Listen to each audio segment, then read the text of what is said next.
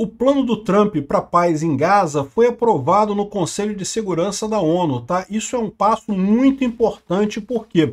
Porque parte deste plano era justamente que seria estabelecido um controle sobre a faixa de Gaza por uma entidade coordenada pela ONU, com o Trump na liderança dessa unidade, com o Tony Blair como o cara responsável pela operacionalização da coisa toda, e o resto seria feito pelos vários países lá, árabes ali na região, até a pacificação total e reconstrução da faixa de Gaza. Então eu vou te falar um negócio, quando esse plano do Trump começou lá atrás, vocês sabem, eu tenho o canal O Mundo em Revolução em que eu acompanho as guerras da Ucrânia, de Israel, da Venezuela, essas guerras todas eu acompanho lá. A guerra de Israel eu nem tenho feito vídeo, porque a verdade é que não tem acontecido muita coisa, o plano está seguindo como era planejado. Mas quando surgiu esse plano lá atrás, eu achava que não ia vingar não, tá? Eu falei aqui, olha só, eu acho que não vai vingar esse plano não. E, no entanto, vingou, meu amigo. Impressionante. É o que eu falo para vocês. O Trump receber Nobel da Paz era uma piada. Eu fiz piada com isso. Eu não faço mais piada com isso, não. Não sei se ele vai receber, porque né, depende lá do parlamento da Noruega, que é o responsável por designar quem é que vai ganhar o Nobel da Paz.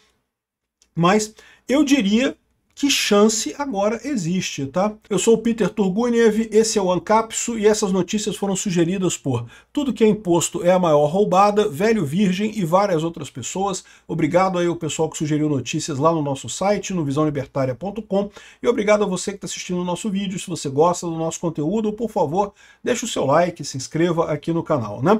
Eu ainda faço lá no Mundo em Revolução diariamente vídeos sobre a Ucrânia e sobre a situação na Venezuela também, então não deixe de se inscrever lá no meu canal Mundo em Revolução. E se tiver alguma novidade lá na questão de Gaza, Israel e coisa e tal, é lógico que eu vou fazer vídeos também, né? Enfim, mas esse ponto aqui é um ponto muito importante. Eu não acreditava que fosse possível isso e, no entanto, parece que vingou a parada, né? Ainda não está 100% certo, por quê? Lembra que a primeira fase envolvia o Hamas devolver todos os reféns, os vivos e os mortos. Os reféns vivos foram todos devolvidos, é verdade, mas ainda faltam 3 corpos de reféns para serem devolvidos para Israel. O Hamas não sabe onde estão ou tem dificuldade de chegar onde estão os corpos desses reféns. Ainda faltam 3 corpos de reféns do Hamas. Mas depois que você tiver essa devolução dos 3 corpos de reféns israelenses tomados pelo Hamas no dia 7 de outubro, em tese acabou a primeira parte. Mas para começar a segunda parte, ainda tem que vir a parte do desarmamento do Hamas. E isso que eu acho que é o maior desafio, porque o Hamas já falou que não quer se desarmar, né? Então isso é um problema, vamos ver como é que vai acontecer. Ainda existe a possibilidade da guerra em Israel reiniciar, tá? Existe essa possibilidade ainda. Eu espero que não aconteça, sinceramente, eu espero a paz é o melhor caminho, é a melhor situação, né? Vamos torcer para isso dar certo. Agora, chamou atenção essa aprovação do Trump no Conselho de Segurança da ONU. Não foi fácil, tá? A Rússia e a China se abstiveram, não quiseram apoiar o Trump, mas eles poderiam ter vetado. Não vetaram também, o que é um bom sinal. A China e a Rússia simplesmente se abstiveram, deixaram o Trump fechar, ou seja, deram essa vitória para o Trump. Os Estados Unidos e os demais países do Conselho de Segurança da ONU aprovaram, portanto, esse plano de paz do Trump, né? Então, o que esse plano autoriza? Depois que o Hamas terminar de entregar o último refém israelense para Israel e se desarmar, o texto, essa resolução permite que a ONU coordene um grupo militar que vai fazer justamente a segurança ali na faixa de Gaza enquanto se faz a transição. Porque qual que foi a condição dessa história, né? Israel não aceita o Hamas controlando a faixa de Gaza por motivos óbvios. O Hamas é um grupo terrorista, é um grupo que mata pessoas, é um grupo que explora e tortura, inclusive os próprios palestinos. Então é inadmissível que o Hamas continue controlando a faixa de Gaza.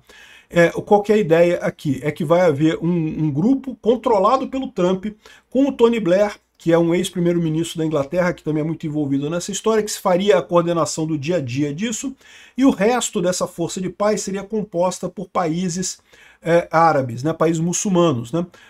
Não necessariamente árabes, países muçulmanos, porque justamente a faixa de Gaza é muçulmana, né, e aí isso facilitaria as coisas. Mas a ideia dessa tropa de paz é justamente desarmar o Hamas e estabelecer uma segurança ali na região da faixa de Gaza e permitir a reconstrução da faixa de Gaza.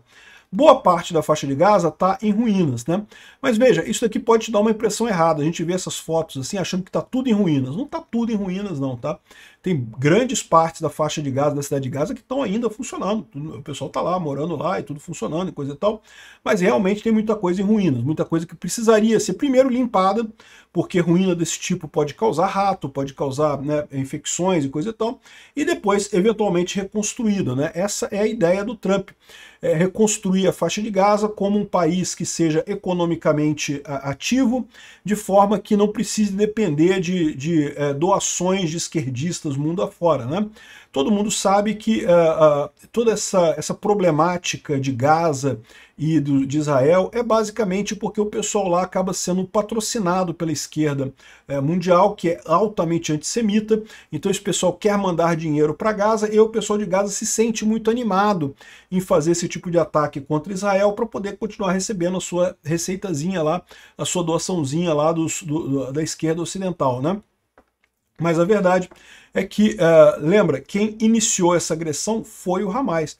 No dia 7 de outubro, realmente uma coisa totalmente sem justificativa, totalmente sem nenhuma forma de, nenhum controle, né? Invadiram Israel, mataram um monte de gente, pessoas inocentes, pessoas civis inocentes, sequestraram um monte de gente, uma barbárie absurda. Eu fiz lá no meu canal Mundo em Revolução vários documentários sobre isso, eu estive lá, eu visitei os kibbutz lá em Israel, e fiz documentário sobre isso, realmente uma coisa trágica o que aconteceu no 7 de outubro, né? E, enfim, é um absurdo o Hamas continuar no controle da faixa de Gaza. Mas esse vai ser o desafio, esse é o próximo grande desafio dessa coisa. Mas para pensar, antes haviam enormes desafios. Por exemplo, libertar os reféns com vida. Isso foi conseguido. Cara, só isso daí já tem um valor enorme. Para pensar. Tudo bem, ainda faltam 3 corpos de reféns. Isso é uma coisa muito triste para as famílias que ficaram faltando, né?